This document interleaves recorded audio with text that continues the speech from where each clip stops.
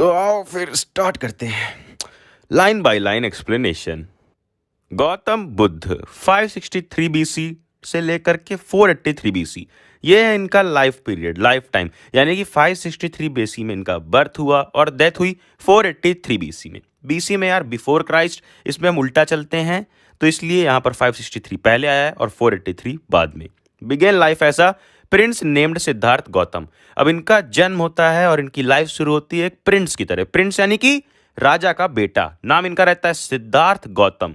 इन northern India, northern India का मतलब तुम सब जानते हो, इंडिया के नॉर्थन स्टेट में। एट 12 यानी कि 12, जब वो 12 साल के थे तो उनको भेज दिया गया स्कूलिंग के लिए एक हिंदू सेक्रेड स्क्रिप्चर्स में, यानी कि जहाँ पर रिलीजियस बातें सिखाई जाती हैं, रिलीजियस टेक्स्ट बुक्स पढ़ाई जाती हैं। स्क्रिप्चर्स का मतलब रिलीजियस टेक्स्ट बुक्स।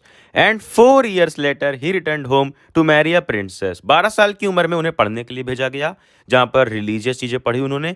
और फिर 4 साल के बाद वो जब रिटर्न यानी कि वापस अपने घर आए तो एक प्रिंसेस से उनकी शादी हो गई। फिर उनका एक सन भी था और इन्होंने lived for 10 years as befitted royalty, यानी कि 10 साल तक बिफिटेड रॉयल्टी की तरह जीवन बिताया। बिफिटेड का मतलब होता है डिजर्व्ड। अब ये प्रिंस थे, राजा के बेटे थे, तो 10 साल तक इन्होंने बिल्कुल वैसी ही लाइफ जी जैसा ये डिजर्व करते थे, रॉयल्टी वाली life. At about the age of 25, फिर जब ये 25 साल के हुए तो प्रिंस, जो अभी तक जीवन की सफरिंग्स, जीवन के दुख दर्द कठिनाइयों से बिल्कुल शील्डेड थे, बचे हुए थे, उन्हें देखने को मिलता है जीवन के दुख। कैसे? यहाँ पे लिखा है the prince heretofore shielded from the sufferings of world. Heretofore का मतलब बिफोर नाउ, जो अब तक, अब से पहले शील्डेड थे बिल्कुल सफरिंग से, सारे दुख से दुनिया के। वो जब जाते हैं एक दिन हंटिंग पे तो उन्हें दुनिया के सारे दुख दिख जाते हैं। क्या क्या दिखता है उन्हें? सबसे पहला एक सिक मैन, यानी कि एक बीमार आदमी। देन एन एज्ड मैन, यानी कि एक उम्रदार आदमी मिलता है, बूढ़ा आदमी मिलता है। फिर एक फनरल प्रोसेशन। फनरल प्रोसेशन का मतलब होता है जो मरने के बाद जो अंतिम संस्कार होता है ना, किसी की बॉडी को जलाया जाता है, वही चीज़। तो एक फनरल प्रोसेशन भी उन्हें दिख जाता है। फिर उसके बाद and finally a monk begging for arms. एक मॉन्क बेगिंग फॉर आर्म्स का मतलब होता है भीख मांगना, यानी कि एक मिल जाता है मॉन्क जो भीख मांग रहा होता है। तो कौन कौन दिखता है? 4 लोग। पहला सिक मैन, बीमार आदमी, फिर एक बूढ़ा आदमी, फिर एक फनरल प्रोसेशन यानी कि मरने के बाद की जो अंतिम क्रिया होती है वो हो रही होती है, और लास्ट में एक मॉन्क मिलता है जो भीख मांग रहा होता है। These sights so moved him that he had once went out into the world to seek enlightenment concerning the sorrows he had witnessed। यानी कि ये सब चीजें जब उन्हें अचानक से दिखी, कितना दुख है दुनिया में, अभी तक तो वे बिल्कुल प्रिंस की जिंदगी जी रहे थे मस्त ऐश से, बट जब उन्हें इतना दुख दिखा तो उन्होंने डिसाइड कर लिया कि अब वो इसी दुनिया में निकलेंगे। अब वो अपने राजमहल में बैठे नहीं रहेंगे, इस दुनिया में निकलेंगे, जाएंगे, इनलाइटनमेंट को सीख करेंगे। इनलाइटनमेंट का मतलब होता है स्पिरिचुअल नॉलेज को सीख करेंगे, स्पिरिचुअल नॉलेज लेंगे। इन सब बातों का ध्यान रखते हुए concerning the sorrows he had witnessed, जितने भी दुख उन्होंने देखे हैं वो ढूंढेंगे, वो पता करेंगे कि कैसी स्पिरिचुअल नॉलेज हमें हो जाए कि फिर ये जो सारे दुख लोगों के पास हैं ये दुख कम हो सकें, ये दुख मिट सकें, कोई भी दुखी ना रहे। तो इसके लिए ही वैंडर्ड फॉर 7 years। वैंडर्ड का मतलब रोम करना, इधर उधर भटकते रहना। 7 सालों तक भटकते रहे इधर उधर, इसी चीज़ को ढूंढते हुए, एनलाइटनमेंट ढूंढते हुए, स्पिरिचुअल नॉलेज को ढूंढते हुए। और फिर फाइनली 7 सालों के बाद, इधर उधर भटकते होने के बाद, उन्हें मिलता है एक पीपल ट्री, जिसके नीचे वो जाकर बैठ जाते हैं और वहीं पर वो शपथ लेते हैं, कसम खाते हैं, वेयर ही वोड टू स्टे अंटिल इनलाइटनमेंट केम। जब तक अब उन्हें ज्ञान मिल नहीं जाता है, स्पिरिचुअल नॉलेज मिल नहीं जाती, तब तक वो वहीं बैठे रहने का डिसाइड कर लेते हैं। फिर इनलाइटनमेंट आफ्टर 7 days, यानी कि उस पेड़ के नीचे बैठे रहने के बाद 7 दिनों तक वो पेड़ के नीचे बैठे रहते हैं, तब उन्हें आखिरकार इनलाइटनमेंट मिलती है, यानी कि स्पिरिचुअल नॉलेज मिलती है। और तभी से उस पेड़ का नाम बदल के रख दिया जाता है दी बोधि ट्री। बोधि ट्री, बोधि का मतलब विजडम, तो द ट्री ऑफ विजडम।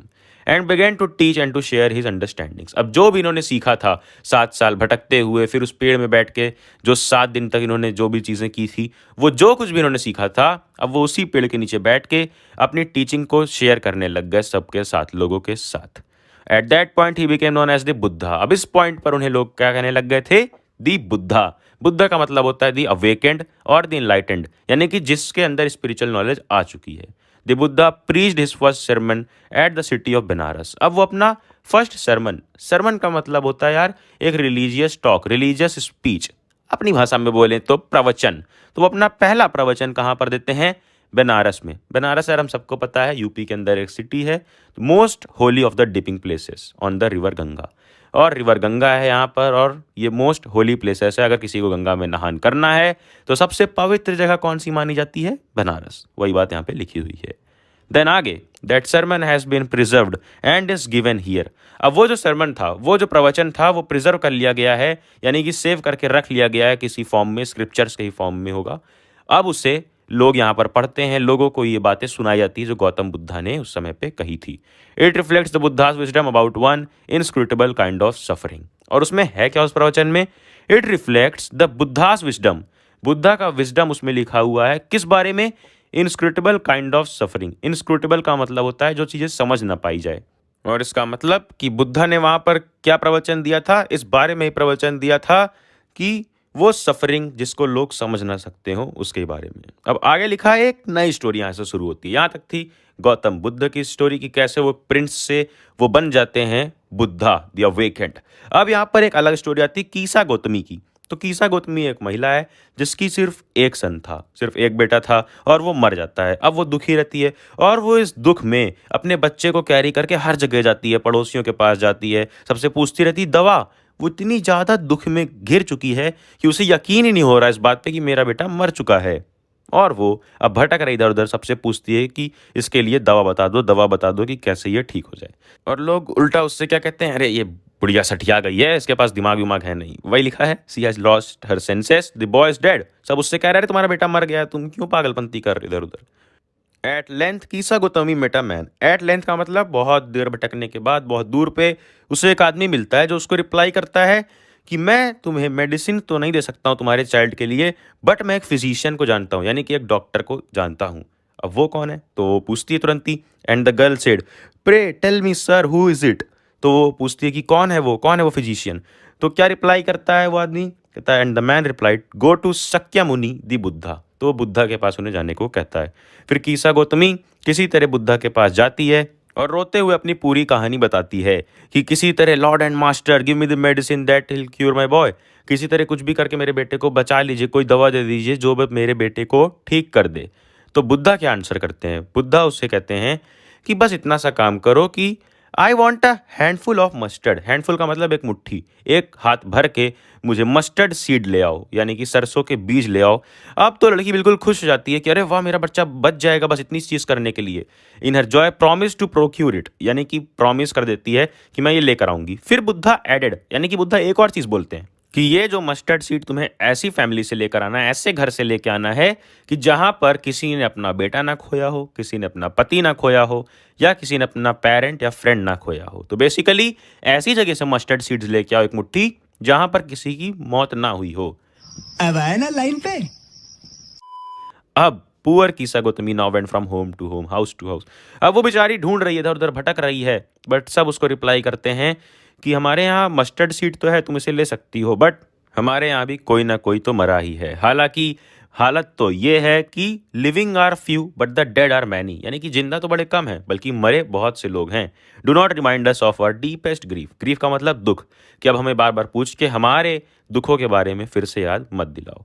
और फिर उसे कोई भी ऐसा घर नहीं मिलता है जहाँ पर कोई भी ना मरा हो। अब इतना कुछ भटकने के बाद Kisa Gotami became weary and hopeless. Weary का मतलब टायर्ड एंड होपलेस, थक जाती है, होपलेस हो जाती है। Sat down at the way side, अब वो थक जाती है और वो बैठ जाती है। Watching the lights at the city, अब वो सिटी की लाइट्स देख रही होती है, और लाइट जो होती है सिटी की वो फ्लिकर कर रही होती है, यानी कि कभी जल बुत ऐसे कर रही होती हैं। और फाइनली वो लाइट जल बुत करते करते बुझ जाती हैं, यानी कि लाइट बंद हो जाती हैं। अब इतना होने पे कभी कभी यार छोटी छोटी चीज़ें हमें काफ़ी कुछ सिखा जाती हैं, और वही होता है कीसा गौतमी के पास। वो रियलाइज़ करती है कि यही तो किस्मत है इंसानों की। Consider the fate of man, कि लाइफ हमारी फ्लिकर करती रहती है। हमारा जहाँ जन्म हुआ तो हमारी लाइफ फ्लिकर करती होती और फाइनली एक दिन वो बुझ जाती है। और कीसा गौतमी खुद में ही बोलती है, how selfish I am in my grief, कि मैं अपने दुख में इतनी ज़्यादा सेल्फिश हो गई, स्वार्थी हो गई, कि मैं यही भूल गई कि death is common to all, and yet in this valley of desolation there is a path that leads him to immortality who has surrendered all selfishness. यानी कि डेथ तो हम सबके लिए कॉमन है, बट अभी भी इस वैली ऑफ डिसोलेशन में, यानी कि इस जो पूरा का पूरा दुख रहता है किसी के भी खो जाने का, इसमें भी एक रास्ता है। There is a path that leads him to immortality. एक रास्ता है जहां हमें अमर कर देता है। इमॉर्टैलिटी यानी कि अमर कर देना, अमर कर देता है जो अपने सारे सेल्फिशनेस को सरेंडर कर दे। यानी कि अगर हम अपनी सेल्फिशनेस को सरेंडर कर दें, हम ये बात को कबूल कर लें कि हाँ सबको एक ना एक दिन मरना ही है, और इस बात को हटा दें, सेल्फिशनेस हटा दें कि ये मेरा बेटा है, ये मेरी बेटी है, तब हम इमॉर्टल हो सकते हैं। तभी हम इमॉर्टल हो सकते हैं, अमर हो सकते हैं, वरना मरना तो फिजिकली सबको है ही।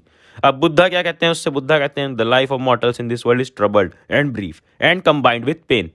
अब देखो, इमॉर्टल्स का मतलब जो लोग नहीं मरते हैं, अमर, और मॉर्टल्स का मतलब जो लोग एक दिन मरते ही मरते हैं। तो मॉर्टल्स के बारे में वो कह रहे हैं कि the life of mortals in this world is troubled, यानी कि जो भी मॉर्टल्स हैं, जो लोग मरने वाले हैं, हर ऑर्गेनिज्म मरता है, तो वो ऑर्गेनिज्म जो होते हैं वो ट्रबल्ड होते हैं, उनकी लाइफ ट्रबल में होती है, छोटी होती है और कंबाइंड विद पेन, पेन के साथ कंबाइंड होती है। और कोई भी ऐसा मीन्स, यानी कि कोई भी ऐसा साधन या रास्ता नहीं है जिससे हम, जो भी आदमी पैदा हुआ है, उसकी डेथ को अवॉइड कर सकें। ऐसा कभी भी हो नहीं सकता है। After reaching old age there is a death of such a nature are living beings. और आगे लिखा है कि जैसे राइप फ्रूट्स यानी कि पके हुए फल, जब वो पक जाते हैं फल, तो उन्हें डेंजर रहता है गिरने का, उसी तरह से मॉर्टल्स हैं, यानी कि जिन्हें एक दिन मरना ही है। तो जैसे ही किसी भी ऑर्गेनिज्म का बर्थ होता है, जिस दिन वो पैदा होते हैं, तभी से हमेशा एक डेंजर होता है डेथ का, कि एक ना एक दिन तो मरना ही है। आगे एग्जाम्पल एक और दिया है कि जैसे अर्थन वेसल्स, यानी कि मिट्टी के बर्तन, जैसे ही वो बनते हैं, पॉटर यानी कि उस मिट्टी के बर्तन को बनाने वाला व्यक्ति जब वो बनाता है उन्हें, तो एक ना एक दिन वो टूटते ही टूटते हैं आखिर में जा करके। और फिर चाहे यंग हो, चाहे एडल्ट हो, चाहे फूल्स हो, चाहे वाइस पर्सन हो, सब इस पावर ऑफ डेथ में फंसते ही हैं। सब लोग को डेथ यानी कि मौत आनी ही आनी है। आगे लिखा है of those overcome bye death depart from life, a father can not save his son. यानी कि ए फादर जो है वो अपने बेटे को नहीं बचा सकता है, नॉर किन्समैन दियर रिलेशंस। किन्समैन यानी कि जो ब्लड रिलेशन किसमें होते हैं, यानी कि जो हमारे रिलेटिव्स होते हैं वो किन्समैन कहलाते हैं, और किन्समैन अपने रिलेशंस को नहीं बचा सकता है। Mark while relatives are looking on and lamenting deeply, कि देखो, ध्यान से देखो कि जब रिलेटिव किसी एक के मरने पे रो रहे होते हैं, उसी के साथ साथ one by one mortals are carried off like an ox that is led to the slaughter. अब जैसे हम रो रहे होते हैं दूसरे के मरने पे, उसी तरीके से एक दिन हमें भी मरना है। सेम उसी तरीके जैसे एक ऑक्स यानी कि एक बैल मारने के लिए स्लॉटर हाउस में ले जाया जाता है। एक जानवर जब मारने के लिए स्लॉटर हाउस में, जहाँ जानवर काटे जाते हैं, वहाँ ले जाया जाता है, तो दूसरे जानवर से देख के रो रहे होते हैं, बट सभी एक एक करके मरना ही है सबको, सबके सब मरते ही हैं। Therefore the wise do not grieve knowing the terms of the world. अब जिंदगी के, दुनिया के टर्म्स जान लो, टर्म्स एंड कंडीशन जो हम कभी नहीं पढ़ते, वो पढ़ लो, जान लो कि सबको मरना ही मरना है। इसलिए कभी भी जो वाइस लोग होते हैं वो कभी रोते नहीं हैं। ग्राइव का मतलब होता है लैमेंट करना, रोना। Not from weeping nor from grieving will anyone obtain peace of mind. Peace of mind हमें रोने गाने से नहीं मिलने वाली है, बल्कि उल्टा, रोने गाने से हमारी बॉडी और ज़्यादा सफ़र करती है। He will make himself sick and pale yet the dead are not saved by his lamentation. जो भी रोए गाएगा, उसके रोने गाने से मरा हुआ व्यक्ति जिंदा नहीं हो सकता है, बल्कि वो खुद बीमार हो जाएगा। अरे मरा हुआ व्यक्ति का, तुम्हारी वो जो एक्स थी वो भी चली गई, तुम्हारे रोने से वापस नहीं आई, तो मरा हुआ व्यक्ति क्या घंटा वापस आएगा? सही बात है। खैर, He who seeks peace should draw out the arrow of lamentation. अब जिसे पीस चाहिए उसे arrow of lamentation and complain and grief निकाल के फेंक देना चाहिए। लेमेंटेशन यानी कि रोने का, दुखी होने का, कंप्लेन यानी कि कंप्लेन करने का हर चीज़ पर, और ग्रीफ यानी कि रोने गाने रहने का। ये सब चीज़ को उठाकर फेंक देना चाहिए जिसे पीस ऑफ माइंड चाहिए। He who has drawn out the arrow and has become composed will obtain peace of mind. अब जिसने ऐसा कर लिया उसे पीस ऑफ माइंड मिलेगी। ही who has overcome all sorrow will become free from serow and is blessed. अब जो ये सारे सौरों से, सारे दुख, रिग्रेट, ये सब चीज़ों से ओवरकम कर जाएगा, जान जाएगा कि सच्चाई यही है कि सबको मरना है, तो क्यों ना थोड़ा खुश ही रहें, वो ब्लेस्ड रहेगा। वही उसी को असली मैनर में हम ब्लेस्ड कह सकते हैं। खत्म होता है हमारे बुद्धा जी का प्रवचन और खत्म होती है स्टोरी।